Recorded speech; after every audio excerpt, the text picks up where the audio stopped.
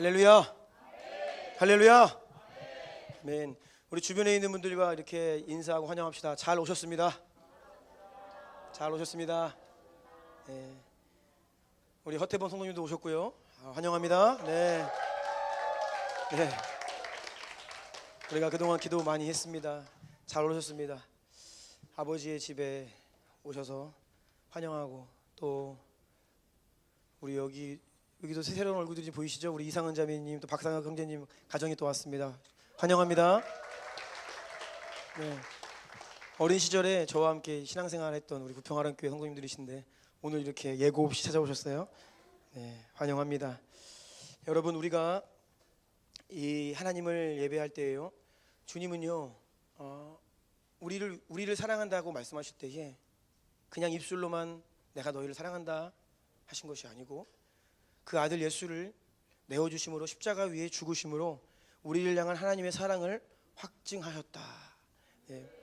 하나님이 우리를 향한 사랑이 얼마나 진실한지 그 증거를 아들 예수를 십자가 위에 죽게 하심으로 알리셨다는 뜻인데요, 하나님께서 동일하게 우리에게 말씀하세요. 나의 백성들아, 너희가 나를 사랑하느냐?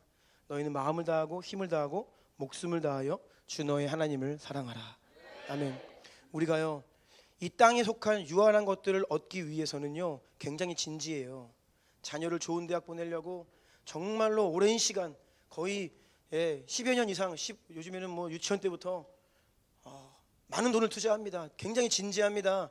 아이들의 인생이 잘 되기를 원하기 때문에 진지하게 막 없는 돈 있는 돈 다 끌어다가 투자하고, 세상에서 비즈니스를 위해서, 무언가 건강을 위해서 우리가 굉장히 많은 것들을 투자하고 나아가는데요, 하늘에 속한 하나님의 것을 위해서는요 뜨뜻 미지근하게 그저 그런 대로 대충 예배드리고 대충 신앙생활하는 이러한 종교적인 모습들이 얼마나 우리 가운데 일반화되었는지, 여러분, 이 종교의 이 껍데기를 다 벗어 던지시고 생명으로 나아가셔야 됩니다. 하나님은요 이 마지막 때에 이 환난과 핍박과 어려움을 통해서 진짜와 가짜를 구별하실 것입니다. 명목상 그리스도인이라고 하는 우리가 형식을 가지고 끝까지 갈 수 있는 것이 아니에요. 어려움이 오고 고난이 오고 힘든 것이 오면요, 내가 정말 주님을 사랑하는가, 진짜와 가짜와 생명과 종교가 나누어지게 되어 있습니다. 여러분, 그날을 준비하셔야 되고요, 한 번의 예배를 드려도요 여러분의 마음 전부를 다 주님께 올려드리며 전심으로 예배하시기를 축복합니다. 지난 금요일 날 우리가 스몰 처치 예배로 모였습니다. 이제 한 달에 한 번씩 스몰 처치 예배로 모입니다. 그 이유는요, 우리가요 위기의 상황이 오면요, 코로나가 이제 위드 코로나 시대가 되었는데, 코로나가 한창일 때 모이지 못하고 모일 수 없는 사회적 분위기가 형성되었을 때 우리가 집에 머무를 때가 많이 있죠. 앞으로는요 더 힘든 시대가 오고요, 더 어려움들이 찾아옵니다. 정말로 우리가 모이지 못할 이것이 더 힘든 시간이 오고 있어요. 그러면요, 위기의 때에는요 여러분 각 사람이 먼저는 나 자신을 살릴 수 있는 영적인 자질과 역량이 있어야 됩니다. 여러분이 홀로 독방에 갇혀도 그곳에서 하나님과 연결될 수 있는, 내 영이 깨어서 하나님을 예배하고 하나님의 음성을 듣고 하나님의 뜻을 분별하고, 그렇게 나 스스로가 어떤 상황 가운데 있더라도 내가 하나님을 예배할 수 있는 그런 영적인 자질과 역량이 있어야 하는데 너무 부족하다는 거예요. 그래서 여러분 스스로를 준비하셔야 되고요, 특별히 우리 아버지들은, 가장들은 가정 안에서 예배를 인도할 수 있어야 됩니다. 자녀들과 아내와 부모님과 함께 예배를 인도하면서 그들에게 하나님 말씀을 대언하고요, 하나님을 예배할 수 있는 그 제사장의 역할을 감당할 수 있는 아버지들 되셔야 하고요, 그리고 우리가 회중이 함께 모일 수 없을 때에 작은 소그룹으로 스몰 처치로 모여서 예배하는 훈련을 하는 것입니다. 그래서 여러분, 이 금요일 날 우리가 항상 모여 예배하지만 한 달에 한 번 스몰 처치로 흩어져 모일 때에 그것이 별거 아니다 이렇게 생각하지 마시고요, 좀 이렇게 시간을 내어주시고 모이셔서 가정에서 예배하는 훈련들을 하셨으면 좋겠습니다. 지난 금요일 날 그래서 스몰 처치 예배를 모일 때에 우리 예배팀, 미디어팀 청년들은 아가파워 예배를 다녀왔습니다. 우리 형제 교회인 아가파워에 가서 큰 은혜를 받고 정말로 우리보다 더 진지하게 예배해요. 12시가 넘어서 예배 끝나고 예배만 진지한 게 아니라 먹는 것도 진지합니다. 새벽 4시까지 우리를 안 보내주더라고요.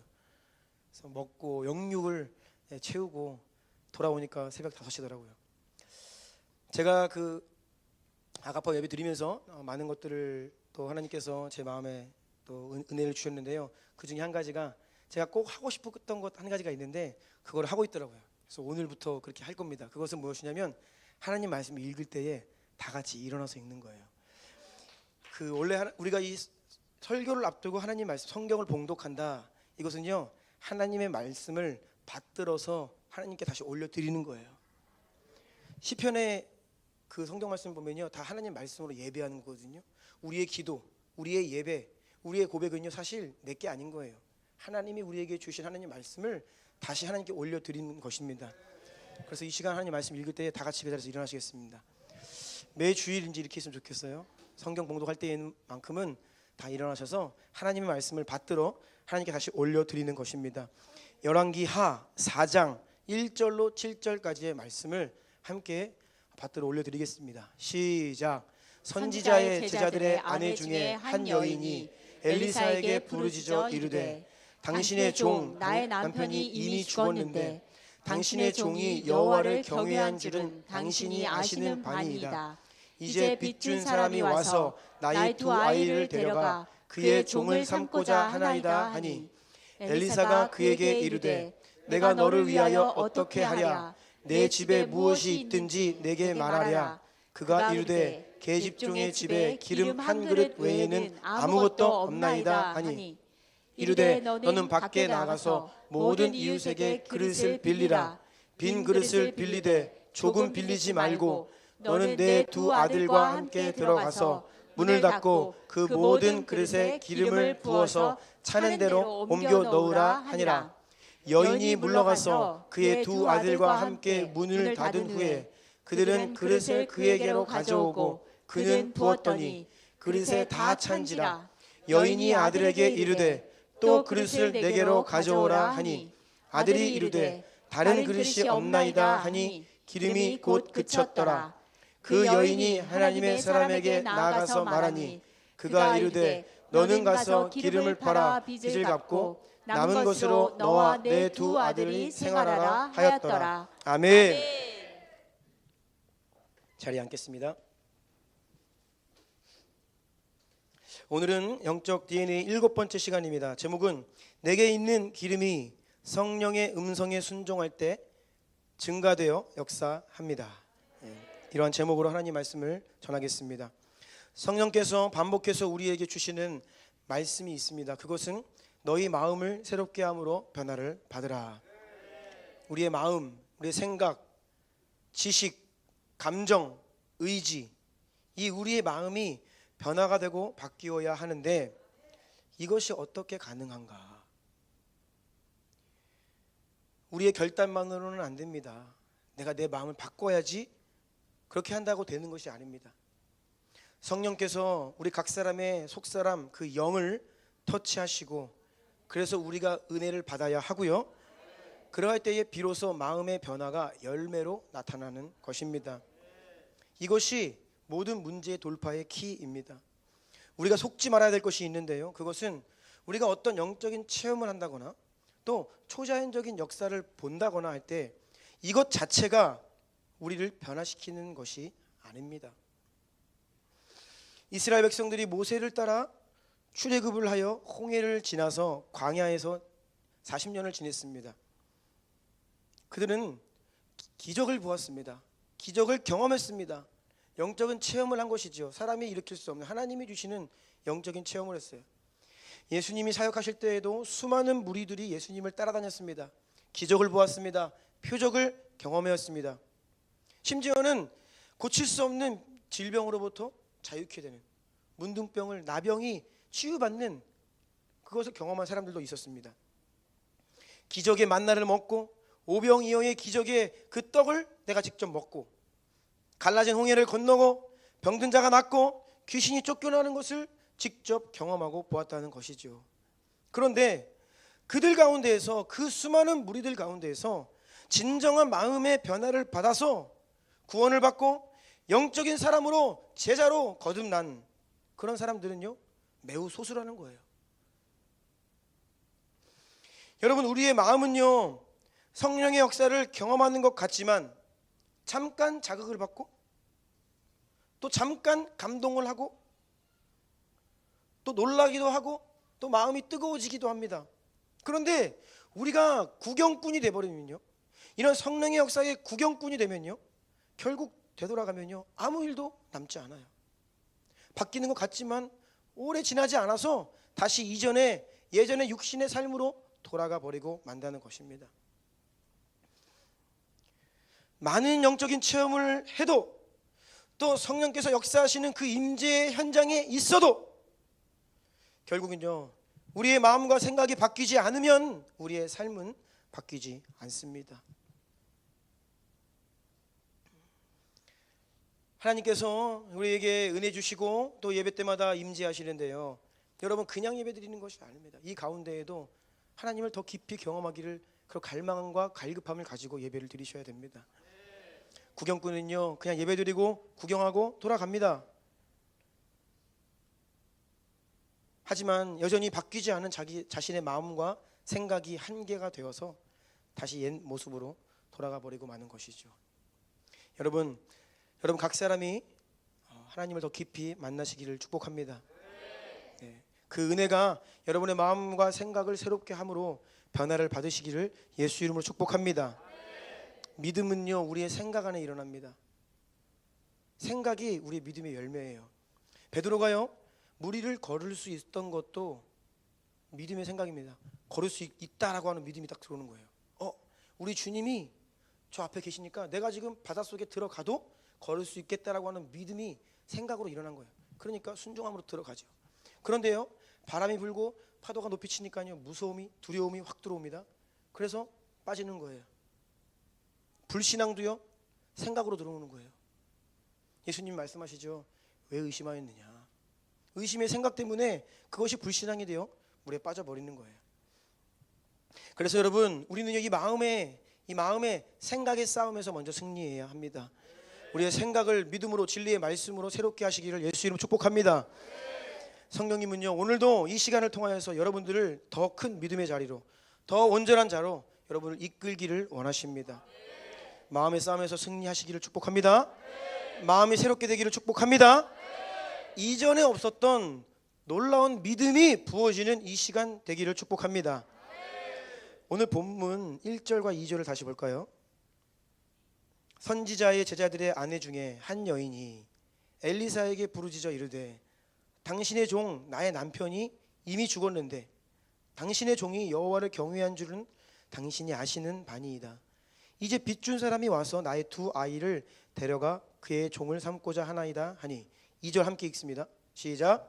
엘리사가 그에게 이르되 내가 너를 위하여 어떻게 하랴. 내 집에 무엇이 있는지 내게 말하라.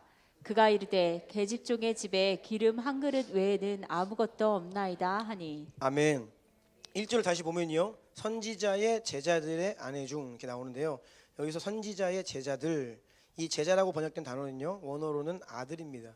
선지자의 아들들의 아내 중 이렇게 번역이 될 수도 있어요. 선지자의 제자들의 아내 중 한 여인이 아주 절망적인 상황에 처해 있었습니다. 남편이 선지자로 훈련을 받던 하나님의 종으로 부름받아서 그 하나님의 길을 가겠다라고 훈련받던 사람이었어요. 그런데 무슨 이유인지 모르지만 죽었습니다. 두 아이를 남기고 남편이 죽어버렸어요. 더 문제가 되는 것은 이 가정에 경제적인 어려움이 왔습니다. 극심한 경제적 최악의 상황이 왔습니다. 먹고 살 길이 없어서 큰 빚을 지면서 자녀들을 먹였겠죠. 그런데 이마저도 이제 갚을 여력이 없어지자 두 아들의 빚쟁이가 와서 이 두 아들을 노예로 팔겠다라고 하는 것이에요. 이 여인의 마음이 얼마나 절박했겠습니까? 벼랑 끝에 몰린 상황입니다. 그런데 여러분 참 아이러니한 것이 지금 우리가 읽고 있는 이 엘리사 선지자가 활동하던 시대입니다.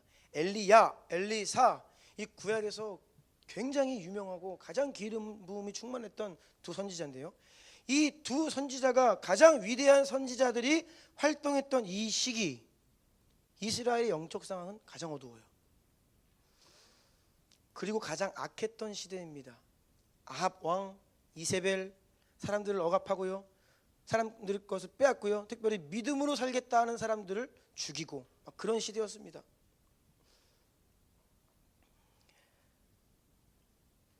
남편이 하나님의 종으로 부름받아서 선지자의 길을 가는 여정 가운데 경제적인 어려움이 온 거예요. 그런데 이 율법에 따르면요, 가족과 친척과 가문 중에서 가까운 친척의 순서로 우선순위로 해서 이 빚 문제를 해결해 줘야 되는 기업물을 자의 책임이 있었습니다. 그런데 가족들 중에, 친척들 중에 그 주변에 누구도 하나님의 말씀에 순종하지 않는 거예요. 누구 한 사람이 순종하면 이 빚을 해결할 수 있는데 아무도 하나님 말씀에 순종하지 않고 있었기 때문에 이 하나님의 종의 가문에 엄청난 어려움이 왔습니다. 다 어려운 시대이니까 자기 밥 벌어먹고 살기에 바빴던 것입니다. 불순종의 시대였어요. 모쪼록 이 여인은 여기저기 도움의 손길을 요청하면서 사람들을 찾아다녔을 것입니다. 하지만 더 이상 아무도 도와주지 않는 거예요. 그래서 마지막으로 하나님의 종 엘리사를 찾아왔습니다. 그런데 그냥 온 게 아닙니다. 뭐라고 기록되어 있냐면 부르짖어 이르되, 여인이 절박하게 엘리사에게 찾아와서 부르짖어 호소하고 있는 것입니다. 그런데 바로 여기에서 이 여인이 문제의 해결을 받게 돼요. 내 힘으로, 내 인간관계로 해결할 수 없었던 어떤 불가능한 문제가 하나님께 나아가 부르짖을 때에 해결을 받는다는 것을 우리는 볼 수 있는데요. 엘리사가 묻습니다. 내 집에 무엇이 있는지 내게 말하라. 여인이 대답합니다. 저희 집에는 아무것도 없고 이제는 기름 한 그릇 외에는 아무것도 없습니다. 다 없어진 거예요. 다 팔았습니다. 정말로 아무것도 없는 거예요. 여러분에게 누가 뭘 가지고 있습니까? 물어보면요, 뭘 얘기할 거예요? 가지고 있는 게 많죠. 이것저것 이야기할 겁니다. 그런데요, 이 여인은 딱 한 가지 이야기할 수 있는 게 그냥 기름 담긴 한 그릇, 그거 이외에는 아무것도 없다는 거예요. 모든 것을 빼앗기고 잃어버렸습니다. 그런데 이 여인은 하나님께서 자기에게 마지막으로 남겨진 그 기름 한 그릇을 통해서 어떻게 일을 행하실지에 대한 상상할 수 없었죠. 예상할 수 없었던 거예요. 우리가 알아야 하는 것이 있습니다. 여러분 가운데에도 이러한 절망적인 상황 가운데 있는 분이 있을 수 있고요. 그런데 우리가 기억해야 되는 것은요, 마지막으로 남은 이 기름 한 그릇이 저와 여러분 우리 모두에게 있다는 거예요.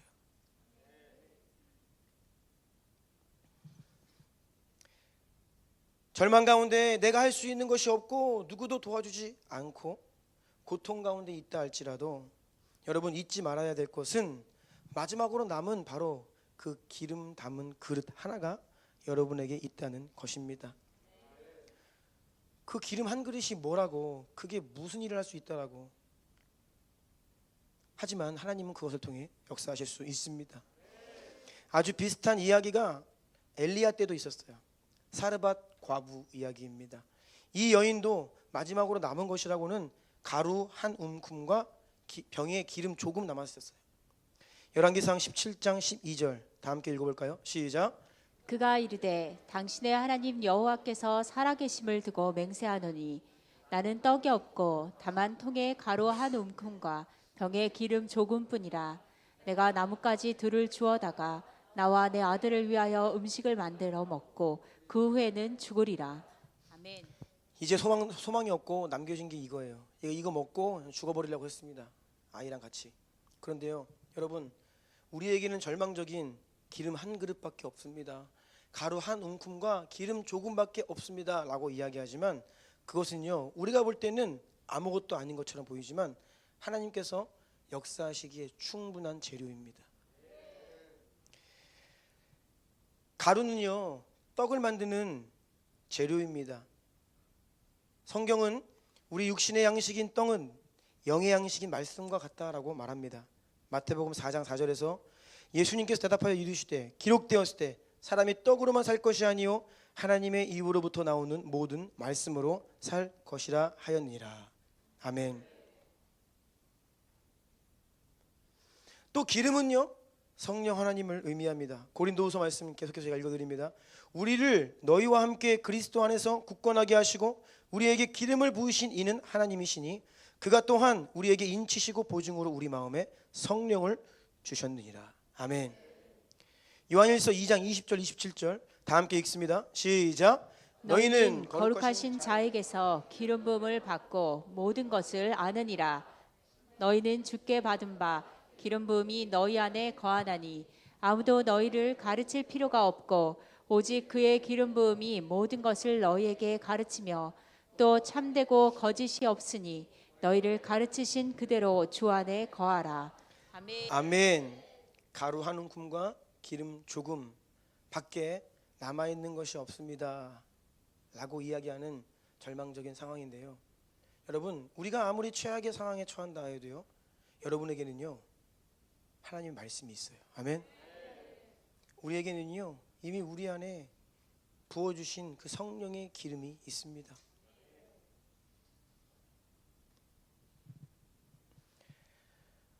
말씀과 성령 뿐만 아니라 여러분 각 사람을 향해 하나님의 선하신 계획이 있어요. 이게 너무나 놀라운 것인데요, 하나님은 여러분의 인생 가운데 여러분이 믿음으로 반응하며 따라올 때에 주고자 하시는 좋은 선물을 예비하고 준비하고 계십니다. 여러분의 인생은 그냥 사는 인생이 아니라 계획이 있어요. 우리가 하나하나 깨닫고 성취해 나아가야 될 계획이 있다는 거예요. 각 사람에게 하나님의 데스티니가 있다라는 것입니다. 따라서 여러분, 우리 모두에게는 말씀과 성령과 하나님의 계획, 데스티니가 있다라고 하는데요, 이것이 바로 오늘 본문에서 이 여인이 말하는 나에게 있는 기름 담긴 한 그릇. 그런데 여기에 하나님의 말씀이 임하고 그 하나님의 말씀에 우리가 믿음으로 순종으로 반응할 때 우리의 삶이 바뀌는 거예요. 역사가 일어나는 것입니다. 여러분 안에 하나님이 이미 주신 것들을 발견하기를 원하십니까? 하나님은요 여러분 한 사람 한 사람을 기대하고 계세요. 정말로 여러분을 기대해요. 사람은 여러분에게 기대하지 않는다 해도 하나님은 여러분을 기대하고 계십니다. 하나님이 창세 전부터 여러분을 향해 가지고 계신 그 계획대로 여러분을 영광스럽고 위대한 삶으로 이끄시기를 원하십니다. 본래 하나님이 우리에게 계획하신 인생은요 지루한 인생이 아니에요. 버거운 인생이 아닙니다. 힘든 것이 아니에요. 하나님이 말씀하실 때 우리가 믿음으로 반응하면요 하나님의 뜻이 이루어집니다. 나는 기름 한 그릇 외에는 아무것도 가진 것이 없나이다. 많은 사람들이 그렇게 말을 합니다. 나는 아무것도 없어요. 나는 할 수 있는 것이 없어요. 나는 무능해요. 소망을 잃어버리고 사는 것이에요. 하지만 여러분, 이것은 거짓입니다. 이것은 속고 사는 것입니다. 이 거짓말을 믿으면 안 됩니다. 엘리사에게 역사하신 하나님이 바로 나의 하나님이고요, 바로 그 하나님이 저와 여러분에게 성령을 부어주신 동일하신 하나님이십니다. 같은 하나님이세요. 그분은 선하시고요 좋으신 분이세요. 그때 역사하신 하나님은 지금도 여러분의 삶 가운데 역사하고 계십니다. 제가 가지고 있는 이 성경을 여러분도 가지고 계세요. 아멘. 네. 하나님 말씀을 통해 은혜를 받고 생명을 공급받는데요, 이 채널이 여러분 모두에게 열려 있다는 거예요.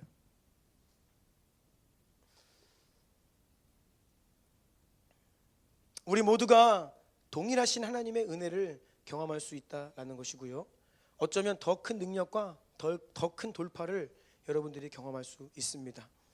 오늘 말씀이 선포될 때에 이 말씀이 하나님의 살아있는 음성으로 들려지고 그 말씀에 아멘하고 순종할 때에 놀라운 은혜가 임하기를 예수의 이름으로 축복합니다. 아멘. 첫 번째입니다. 기적은 내가 가진 기름에서 시작된다. 오늘 본문 2절을 다시 한번 다 같이 읽겠습니다. 시작. 엘리사가 그에게 이르되 내가 너를 위하여 어떻게 하랴? 내 집에 무엇이 있는지 내게 말하라. 그가 이르되 계집 쪽의 집에 기름 한 그릇 외에는 아무것도 없나이다 하니. 이 여인의 돌파구는 자신이 가지고 있던 기름 담긴 그 그릇이었어요. 많은 경우에 돌파구는 다른 사람에게 있지 않습니다. 외부 환경에 있지 않아요. 우리가 이미 가지고 있는 것, 내가 이미 하나님께로부터 받은 것, 하지만 그 가치를 모르고 있는 것. 그것을 주신 분이 하나님이시라는 것, 내 인생이 아무리 하찮게 보여도 내 인생을 이 땅에 허락하신 분이 누구세요? 하나님이세요. 아멘. 그 하나님을 보셔야 된다는 거예요. 문제는요, 우리가 기대하지 못해요. 이게 뭐라고? 이게 뭘 할 수 있겠어? 나는 아무것도 없어 라고 생각한다는 것이죠. 그래서 문제를 만나고 어려움을 만나면 자꾸 그것을 해결해 보려고 사람을 의지하려 합니다. 그것을 해결해 보려고 자꾸 무언가 해결점을 찾아 헤매요. 밖으로. 아닙니다. 하나님께서는 다시 말씀드린 여러분에게 말씀과 성령과 데스티니를 이미 주셨습니다. 이것은요, 세상이 빼앗을 수 없어요. 여러분을 향한 하나님의 계획은요, 세상이 빼앗을 수 있는 게 아니에요. 아무리 우리가 높은 수준의 교육을 받고요, 또 세상에서 성공을 한다고 해도 주님께서 이미 우리 안에 허락하신 것을 깨닫지 못하고 발견하지 못하면요, 그리고 그것을 사용하지 않는다면요, 주의 뜻을 이룰 수가 없습니다. 아무리 우리가 외부적인 많은 자원들이 우리에게 더해지고 우리의 삶이 성공한 것처럼 보여도 이미 우리에게 주신 말씀과 성령과 데스티니를 깨닫지 못하고 그 길을 들어서지 않으면요, 우리는 하나님의 뜻을 이룰 수가 없는 거예요. 에서는요, 야곱의 장자로 태어났습니다. 그에게는 장자권이라고 하는 놀라운 하나님의 은혜가 선물로 주어졌습니다. 하지만 에서는 자신에게 주어진 하나님이 주신 이 놀라운 선물의 가치를 알지 못했습니다. 하찮게 여겼습니다. 지금 배고파 죽겠는데 당장에 내가 먹고 싶은데 이 장자권이 나에게 무슨 의미가 있어? 라고 하면서 이 장자권을 팥죽 한 그릇에 팔아버렸어요. 결국 이 장자권이 에서와 야곱의 인생을 완전히 바꿔버리는 거예요. 인생이 바뀌게 되는 것입니다. 무엇이 이러한 상황을 초래했습니까? 하나님이 이미 내 안에 주신 것의 가치를 알지 못했기 때문이라는 것이에요. 여러분, 우리는요, 하나님이 이미 여러분 안에 주신 것이 얼마나 가치 있는 것인지를 다시 한번 발견해야 합니다. 우리는요, 참 어리석은 게 하나님이 주신 놀라운 게 있는데 이것을 깨닫지 못해요. 물론 과거에는 잠깐 그 은혜를 알았을 수 있어요. 그 은혜 때문에 감사하며 살았던 적도 있습니다. 시간이 지나면요, 문제와 상황 가운데 내가 그냥 들어가서 이 감사를 주신 것을 가치를 알지 못해요.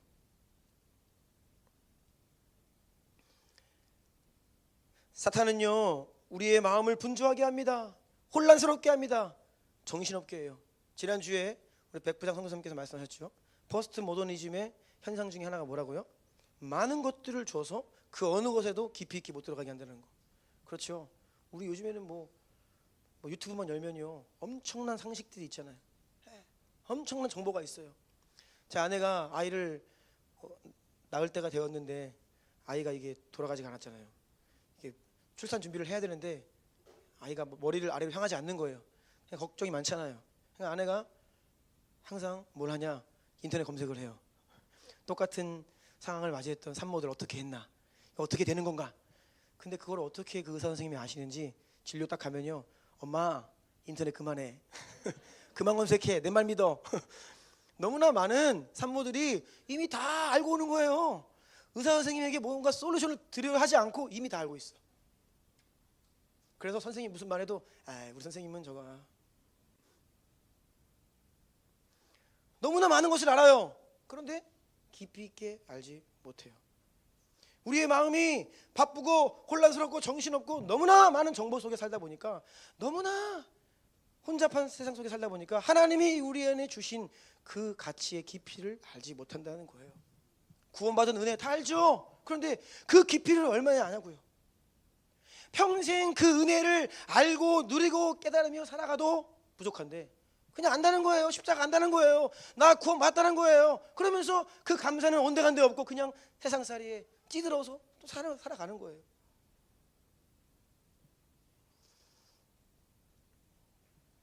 우리는요, 혼란한 이 세상 속에 살 때에 우리의 시선을 하늘로 바라보아야 하고요, 하나님을 주목해야 되고요, 하나님이 우리에게 주신 그 은총이 얼마나 위대한지를 더 깊이 깨달아야만 합니다. 자, 두 번째입니다. 하나님의 말씀이 임할 때 기름이 증가하고 배가 된다. 하나님의 말씀이 임할 때에, 그 말씀에 순종할 때에 기적이 시작되었습니다.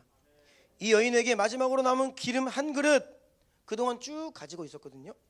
하지만 이 여인이 선지자의 말을 듣고 순종하자 그때 기적이 일어났습니다.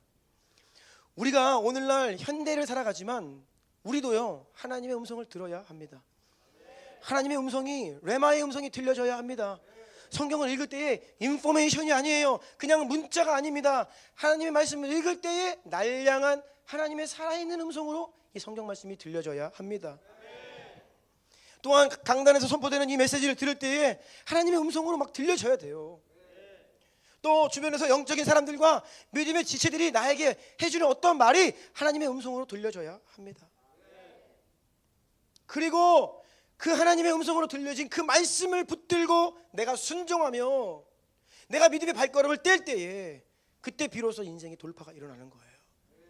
여러분, 변하지 않는 그 문제, 오랫동안 내가 힘겹게 살아왔던 그 문제 가지고 있습니까? 그거 바꾸려면요, 다른 거 없어요.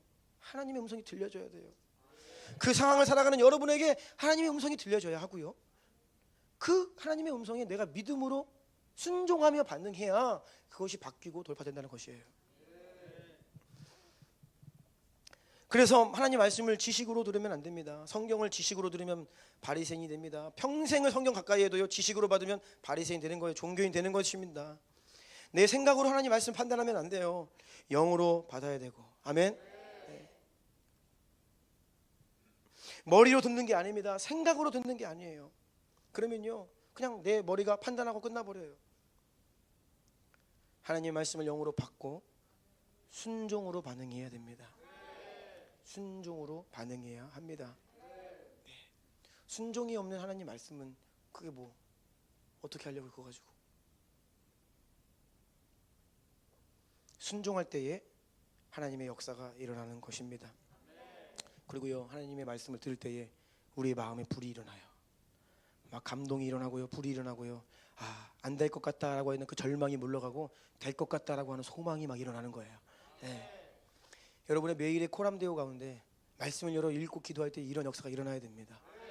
여러분의 심령이 하나님의 말씀으로 뜨거워져야 돼요. 오늘 본문 3절부터 5절까지 다 같이 다시 한번 읽겠습니다. 시작. 이르되 너는 밖에 나가서 모든 이웃에게 그릇을 빌리라.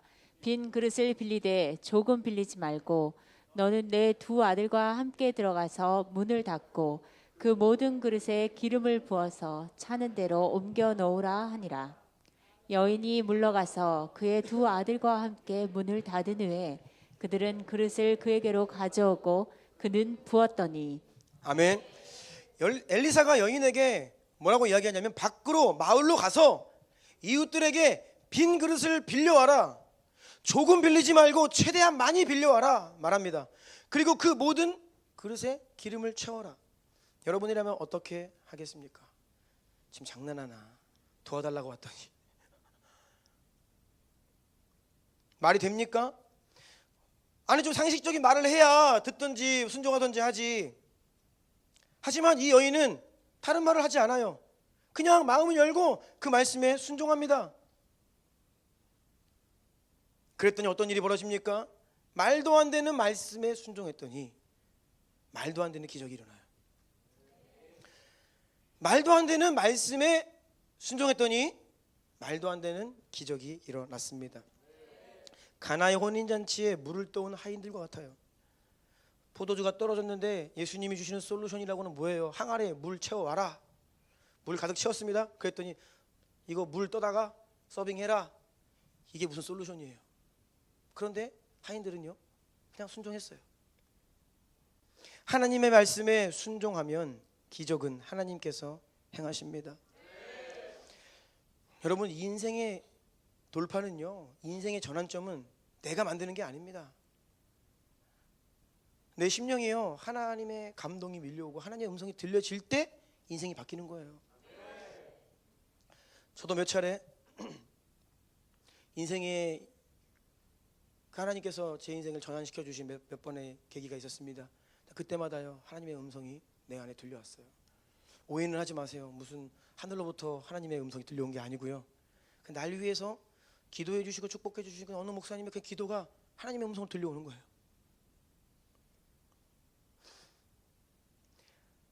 내가 너를 사랑한다, 내가 너를 용서한다, 너는 내가 용납했다. 여러분, 이 단순한 말이요, 우리가 다 알고 있는 이 지식이요, 하나님의 음성으로 들려오면요 인생이 바뀌어요. 십자가의 사랑이 내가 너를 사랑한다, 내가 너의 죄를 용서했다, 내 아들아 하는 이 하나님의 음성이 들려오면요 인생이 바뀝니다.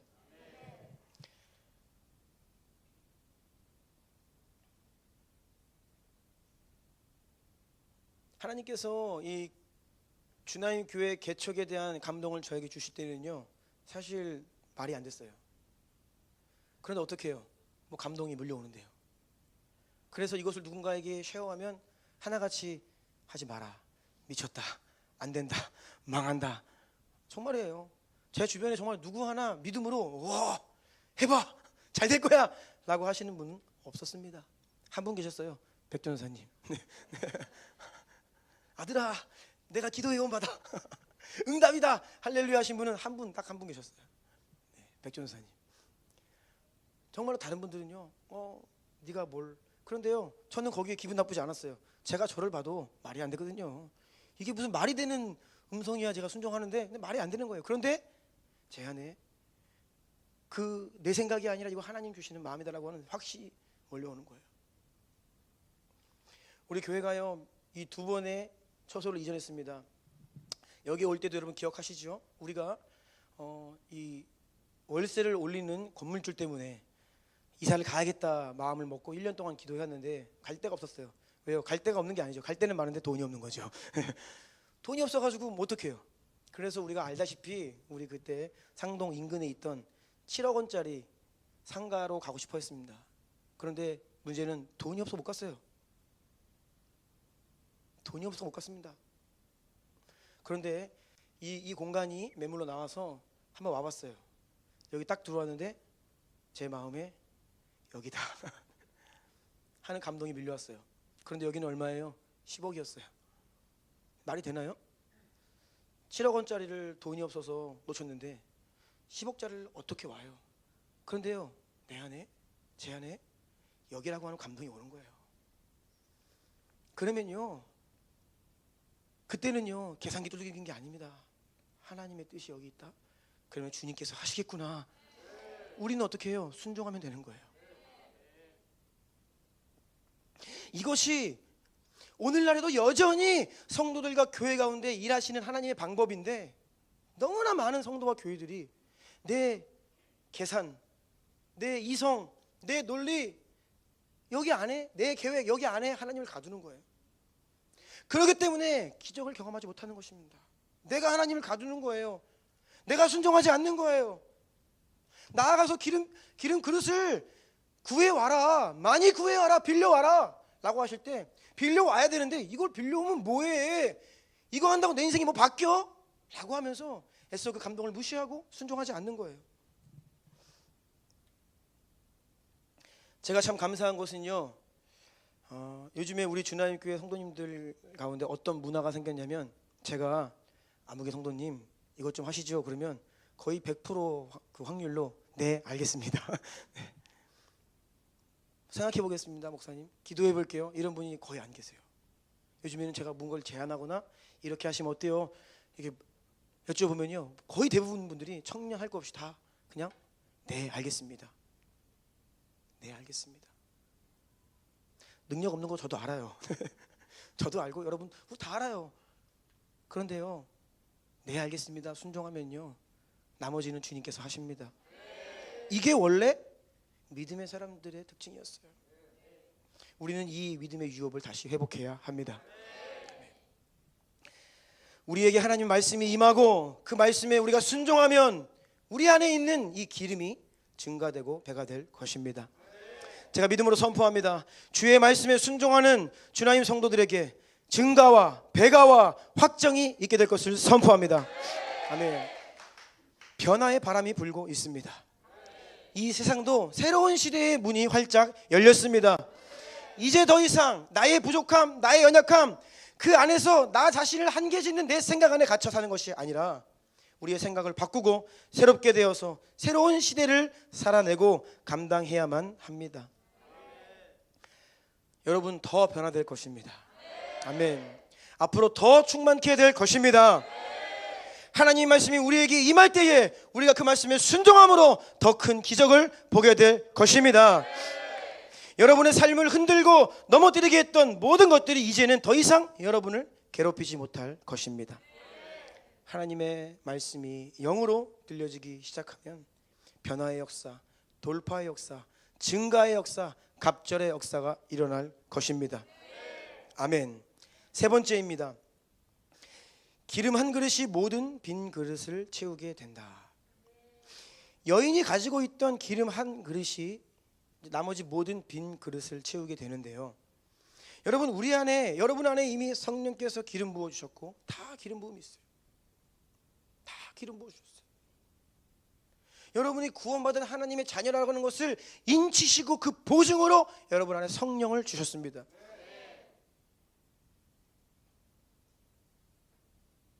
우리 안에 이 기름이 성령의 역사가 증가되고 배가 되면요, 내 그릇만 채우는 게 아니라 다른 사람의 그릇도 채울 수 있게 됩니다. 우리 안에 이 기름 부으심이 흘러 넘치면요, 모든 사람에게, 옆에 있는 사람에게, 다른 사람들에게도 흘러가서 그들의 그릇도 차고 넘치는 것이 바로 복이 우리에게 왔고 그 복이 흘러가는 것이 본래 교회와 성도들을 향한 하나님의 약속이었어요. 하나님이 우리에게 성령을 주시고 우리에게 기름 부어주신 이유는 결코 여러분 자신만의 것이 아닙니다. 여러분 그냥 나은 사람 하나님 말씀에 순종하며 살라고 성령 주신 게 아니에요. 예수님도 성령의 기름 부음을 받으신 이유를, 그 목적을 다음과 같이 분명히 말씀하셨습니다. 누가복음 4장 18, 19절 읽어주세요. 주의 성령이 내게 임하셨으니 이는 가난한 자에게 복음을 전하게 하시려고 내게 기름을 부으시고 나를 보내사 포로된 자에게 자유를, 눈먼 자에게 다시 보게 함을 전파하며 눌린 자를 자유롭게 하고 주의 은혜의 해를 전파하게 하려 하심이라 하였더라. 아멘. 예수님도 성령의 기름 부음을 받은 이유가 포로된 자에게 자유를, 눈먼 자에게 다시 보게 함을, 눌린 자를 자유롭게 하고. 아멘. 이것이 무엇이냐? 내 안에 기름 부음이 다른 사람에게 흘러가는 거예요. 내 안에 기름 부으신 이유는 그 기름 부으심을 가지고 다른 사람을 살리라는 것입니다. 먼저는 그 기름 부으심으로 내가 살고 내가 생명으로 충만하고 그 생명으로 다른 사람을 살리라는 거예요. 얼마나 많은 사람들이 눌려 삽니까?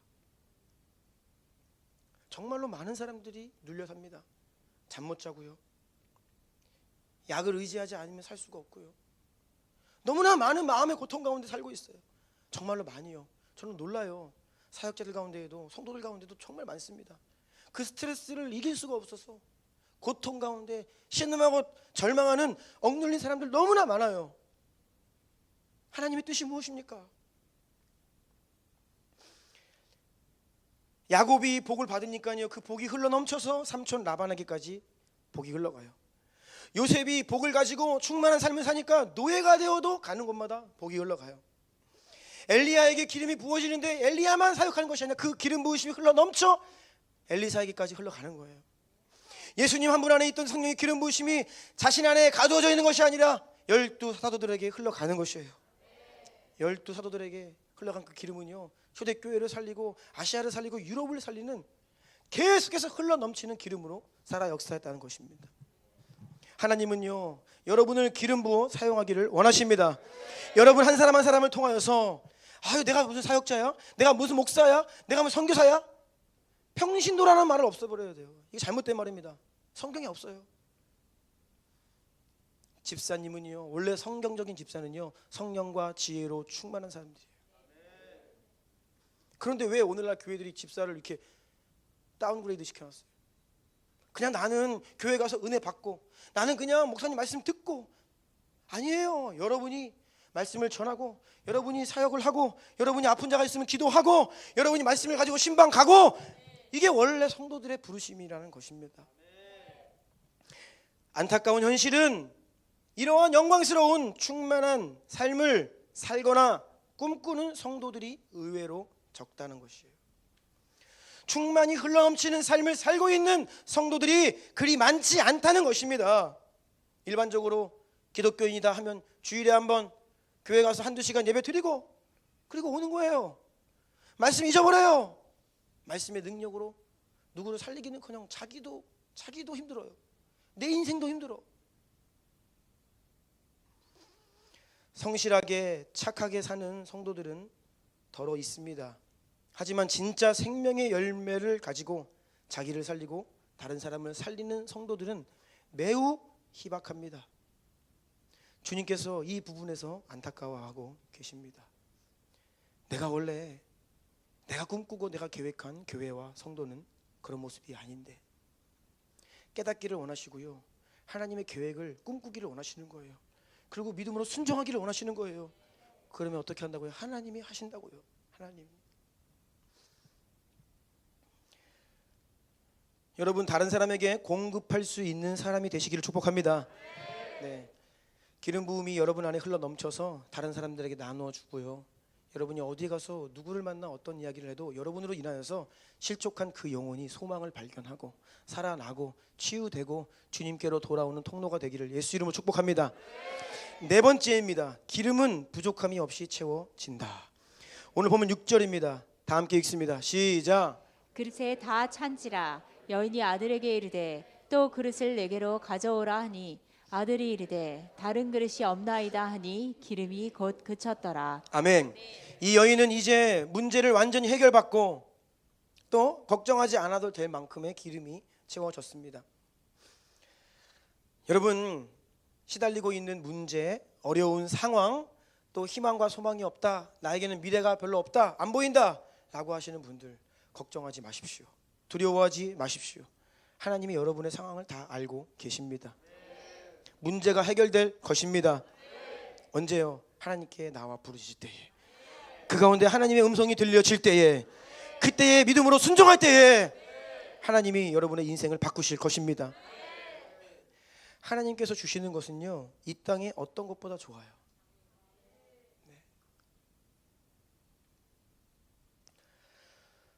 우리가 살다 보면요, 이미 여러분 안에 주신 그 가치를 알지 못하고 살 때가 많다라고 했죠.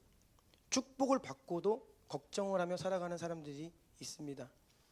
아브라함과 롯의 목자가 다투기 시작했어요. 그 이유는 무엇입니까? 복 받아가지고 가축이 너무 많아진 거예요. 재산이 너무 많아진 거예요. 그래서 다투기 시작했어요. 이런 다툼은 잊고 싶어요. 그렇죠? 그런데 인생을 살다 보면요, 이 다툼이 일어난 이유가 복 받은 건데 그걸 몰라. 하나님이 복 주셔서 재산이 많아져가지고 피치 못하게 땅이 좁아가지고 싸우기 시작하는데 그거를 하나님께 받은 복은 잊어버리고 그 문제가 내 상황을 나를 막 압도해 버리는 거예요. 그래서 스트레스 받고 힘들어 고통하고. 구원받은 성도들의 삶이 마치 이와 같아요. 하나님이 복 주셨기 때문에, 사명을 주셨기 때문에 돌파해야 될 상황이 있는 거예요. 사명 없으면 여러분 돌파 안 하면 됩니다. 나는 뭐 사명 받은 게 없어, 그러면 그냥 적당히 살면 돼요. 주님께서 사명을 주셨고 주님께서 그리스도의 영광스러운 몸의 지체로 성도들로 여러분을 부르셨기 때문에 이 가운데에서 때로는 관계에 어려움이 발생해요. 그런데 그때 우리는 정신을 차려야 되는 거예요. 아, 내가 영광스러운 교회의 성도로 그리스도의 몸의 지체로 부름받았기 때문에 내가 이 일을 감당해야 되는구나, 돌파해야 되는구나. 그래서 내 안에 주신 이 은총을 기억하며 감사로 그것을 돌파해야 되는데, 나를 구원하신 은혜는 온데간데 없고 당장 상황이 힘들고 관계가 어려우면요, 거기에 시험 들고 막 어려워한다는 거예요. 스트레스 받고. 하나님께서 가정에 자녀를 주시는데 우리 교회에도 계속 출산에 은혜를 주셔서 감사드립니다. 어제 동서남북교회에서 연락이 왔어요. 거기도 하나 태어났다고 합니다. 그래서 저희가 막 저랑 이제 박현수 목사님이랑 권수담 목사님이랑 세 분만 들어있는 카톡방이 있어요. 거기에 뭐 우리끼리 서로 축복하고 뭐 그래요. 박현수 목사님이 저희 교회에도 새 생명이 태어났습니다. 그래서 우리가 와 축하했습니다. 근데 권수담 목사님 한마디 하시더라고요. 우리 교회는 출산하면 500만 원 준다 그랬는데 아직 안 나네. 그래서 제가 이제 그랬죠. 우리 성도를 잠시 파송하겠습니다. 그래서 500만 원을 수령하고 다시 돌아오고, 그제서야 세부 규정이 없었구나. 그래서 디테일하게 규정을 다시 만들겠다라고 말씀하시더라고요. 자녀를 주시는데 하나님이 주신 복이잖아요. 아멘. 하나님이 그 자녀 키우는데 필요한 재정 안 주시겠어요? 왜 그런 걱정을 하냐고요. 오늘날의 세대가 왜 아이를 안 낳냐 걱정돼가지고 먹고 살기 힘든데 애 하나 더 낳으면 돈 얼마나 많이 들어가, 이런 염려 때문에 그 축복을 누리지 못하는 거예요.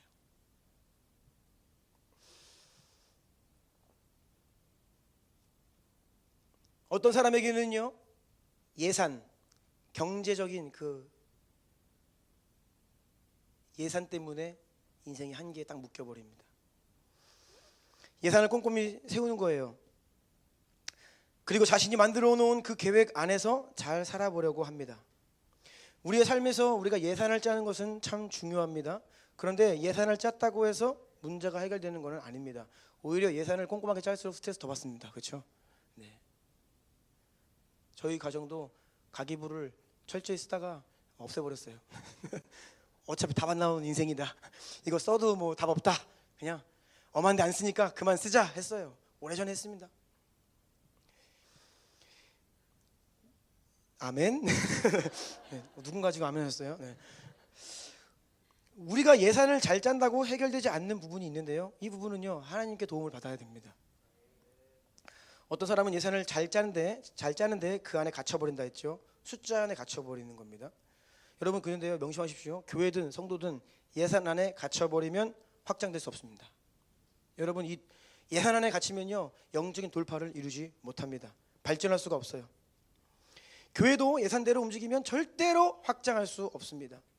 우리가 예산을 왜 짜는가? 그것은 필요한 것이 무엇인지를 생각해보고 또 내가 지금 가진 것이 얼만큼인지를 가늠해보고 파악하는 거예요. 그리고 어떻게 해요? 은혜 구하라고, 기도하라고, 주님께 나아가 의탁하라고 예산을 짜는 것입니다.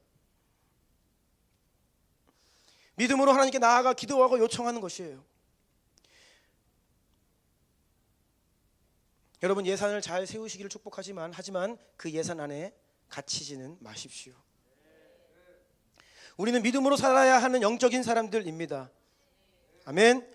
예산을 통해서 문제와 필요를 파악하고요, 그것을 가지고 하나님께 부지런히 나아가십시오. 예산이 여러분의 인생을 이끌고 가도록 허락하지 마세요. 돈으로 사는 게 아닙니다. 돈을 따라가는 게 아닙니다. 믿음을 따라 사는 것입니다. 비전과 사명이 우리를 이끌어야 합니다. 아멘. 우리가 사명을 따라야죠. 내가 가진 것, 내 능력, 내 자원의 한계로 주님을 섬기겠다? 얼마나 큰 일을 할 수 있겠어요. 그거 가지고 무슨 일을 하겠습니까?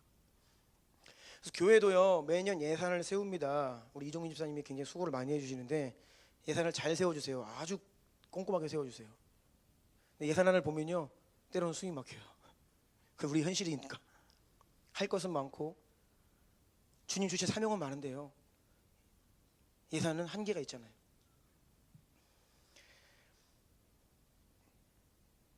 우리 교회가 중요한 타이밍마다 예산과 계획을 뛰어넘는 당시에 우리의 능력과 현실의 한계를 뛰어넘어서 믿음으로 도전해야 했고 그러할 때 돌파했던 것을 여러분 기억하실 것입니다. 하나님이 우리에게 주신 비전과 사명은요 객관적인 역량과 데이터 이상의 것입니다.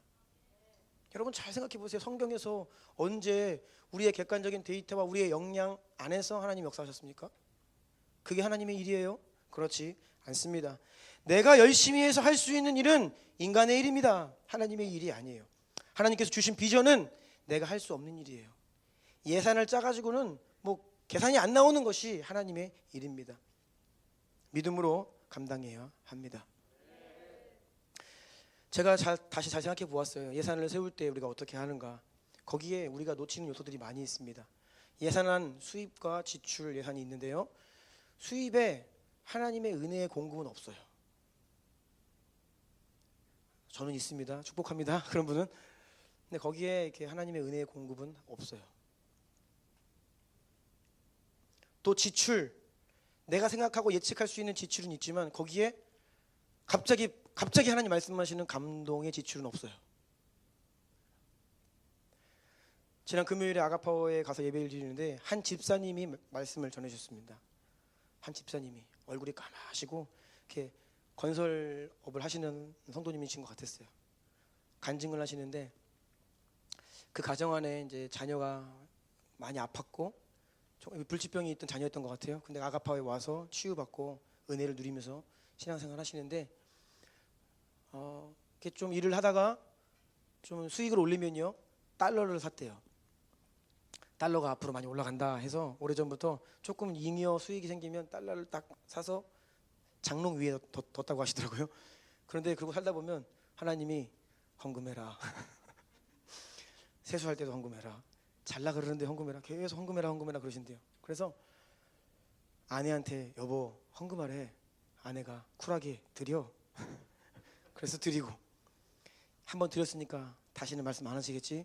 또 달러를 샀는데 때가 되니까 헌금해라 또 그래서 여보 헌금하래. 드려. 또 드렸다고. 뭐 그런 고백을 하시더라고요. 근데 본인은 그냥 하나님께서 감동 주시고 너무나 계속 말씀하셔서 순종한 것뿐인데 그 한 번의 그 헌금이 이 아가파오에게 큰 전환점이 된 거예요. 작년에 이제 이전을 했습니다. 새로운 곳으로. 그런데 이전에 있던 그 건물에서 이전을 할 때에 옮겨야 되는데 이 교회가 엄두가 나지 않는 거죠. 너무나 많은 재정이 드는 거예요. 그런데 이 성도가 순종하여서 건축 헌금을 하나님께 딱 드렸는데요. 그 건축 헌금이 하나의 사인이 되어서 하나님이 역사하시는 시작이 되었다는 거예요. 이 성도에게 있어서는요 작은 순종에 불과했을지 모르지만 하나님 나라에서는요 큰 하나님 나라를 이루는 시작점이 되었다는 것이죠. 그런데 우리가 예산을 짤 때에 이런 하나님의 은혜의 공급과 은혜의 감동 주셔서 예기치 않은 지출은 포함되어 있지 않잖아요. 그러니까 우리가 예산에 갇히면 안 됩니다. 교회도 그래서 예산을 세우지만 우리 교회는 예산대로 집행하지 않습니다. 그냥 믿음으로 그냥 해요. 네. 그러면요 하나님이 공급하십니다. 은혜의 원리가 있습니다. 하나님께서 말씀하실 때에 흘려보내는 창구의 문을 열어야 하나님이 주시는 공급의 문이 열려요. 이게 믿음입니다. 공급이 먼저 들어오고 그 다음에 있으니까 할게요. 이거는요 인간의 일이죠. 하나님은 그렇게 일하지 않으십니다. 먼저 순종하라 하시고요. 순종하면 공급의 문을 여십니다. 그것이 지난 9년 동안에 우리 주나님 교회가 경험했던 하나님의 신실하신 역사였습니다. 이러한 은혜가 저와 여러분 우리 모두에게 있기를 축복합니다. 이 시간 여러분에게 도전합니다. 확장되어야 합니다. 여러분의 계획 안에 머물지 마십시오. 믿음의 차원으로 들어가시고 믿음으로 살기를 예수 이름으로 축복합니다. 자 마지막입니다. 5번째입니다. 기름은 우리 상황을 완전히 역전시켜 버린다. 오늘 본문 7절 함께 읽습니다. 시작. 그 여인이 하나님의 사람에게 나아가서 말하니 그가 이르되 너는 가서 기름을 팔아 빚을 갚고 남은 것으로 너와 내 두 아들이 생활하라 하였더라. 아멘. 이 여인의 삶은 완전히 지옥 같은 삶이었습니다. 두려움과 절망으로 가득한 삶이었습니다. 하지만 하나님의 선지자를 통해서 말씀이 임하자 그 말씀에 순종하자 이 삶이 180도로 완전히 역전되었습니다. 하나님이 여러분의 인생에 개입하실 때 이런 일이 일어납니다. 돈이 사람이 우리의 삶을 해결해 주는 것이 아닙니다. 세상은 돈이 답이다. 너의 능력이 답이다. 그러니까 준비해라 막 이렇게 말하지만 안타까운 것은요. 그리스도인들도 똑같은 생각을 하고 산다는 거예요. 여러분 정말 돈이 해결합니까? 돈이 해결합니까? 그렇지 않다는 것이에요. 우리는요 돈을 따라 살 것이 아니라 하나님을 따라 살아야 합니다. 세상의 풍조를 따르는 것을 멈추고 이제는 말씀과 성령을 따라 살아야 합니다. 그리고 오직 우리의 인생에 돌파를 주시는 분은 하나님이심을 믿어야 합니다. 혹시라도 여러분 가운데 패배감이 있습니까? 절망이 있습니까? 안 될 것 같다는 생각이 있습니까? 소망을 잃어버렸습니까? 그곳으로부터 나오십시오. 한계로부터 나와서 새로운 차원으로 들어가시기를 축복합니다. 우리 각자에게 이미 주신 가장 값진 말씀과 성령과 데스티니, 그 위에 하나님의 말씀이 들려지고 순종함으로 하나님의 기적의 역사를 경험하시기를 예수 이름으로 축복합니다. 기도하겠습니다. 예배팀 나와주시고요.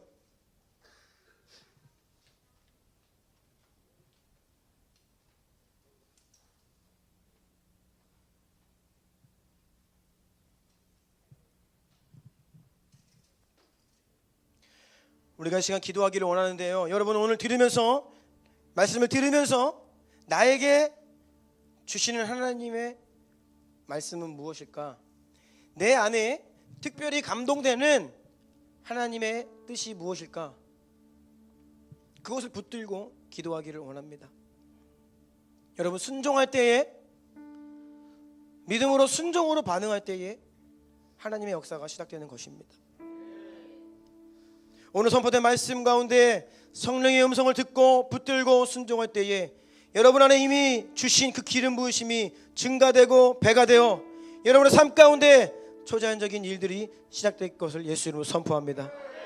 성령의 기름 부으심으로 인하여서 여러분은 억누르고 있던 모든 멍에가 깨뜨려질 것을 선포합니다. 그 기름 부으심이 우리로 하여금 모든 한계를 돌파하게 할 것입니다. 오늘 이 시간 그러한 기름 부으심을 사모했으면 좋겠어요. 절망에서 벗어나고 기대와 소망이 넘치게 하여 주시옵소서. 이제는 상황을 넘어 현실을 넘어 문제를 넘어 믿음으로 보게 하여 주시옵소서. 과거의 모든 생각들과 상처들은 예수 이름으로 치유되게 하옵소서. 그리하여 하나님 우리의 인생을 통해 영광 받으시고, 그리하여 하나님 주님의 은혜로 내가 살고 우리 가정이 살고 많은 영혼들이 살고 그 영광이 우리 공동체를 뒤덮을 뿐 아니라 온 세계 열방을 뒤덮는 그날을 바라고 기대하고 꿈꿉니다. 주님 기름 부어 주시옵소서. 기름 부어 주시옵소서.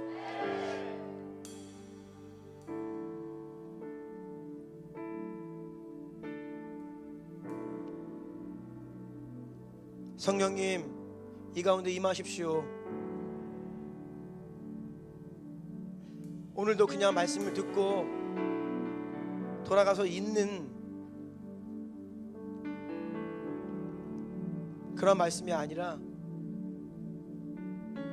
우리 안에 하나님의 음성이 되어서 우리 안에 머물고 우리의 영을 계속 깨우고 우리를 순종의 자리로 이끌 수 있는 능력의 말씀으로 역사하여 주시옵소서. 성령이여 더 일하여 주십시오. 날 향한 하나님의 계획을 신뢰하게 하십시오. 만세전부터 예비된 내 인생의 데스티니가 있음을 믿게 하여 주시옵소서. 내 뜻과 세상의 풍조를 따라 사는 것이 아니라 성령을 따라 말씀을 따라 주님의 영광스러운 계획을 이루며 살기를 원하오니 주의 성령이여 임하시고 순종의 영으로 역사하여 주십시오. 우리 이런 마음으로 주님의 이름 한번 부르고 기도합니다. 주여